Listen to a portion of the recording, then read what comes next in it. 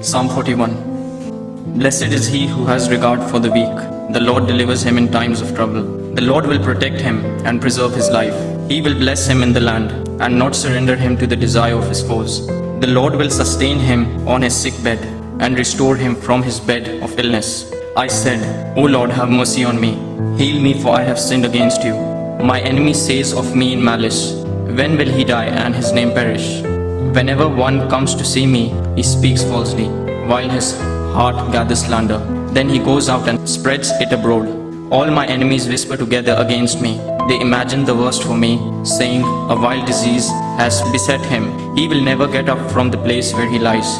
Even my close friend, whom I trusted, he who shared my bread, has lifted up his heel against me. But you, O Lord, have mercy on me. Raise me up, that I may repay them. I know that you are pleased with me, for my enemy does not triumph over me.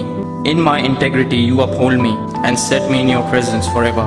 Praise be to the Lord, the God of Israel, from everlasting to everlasting. Amen and amen.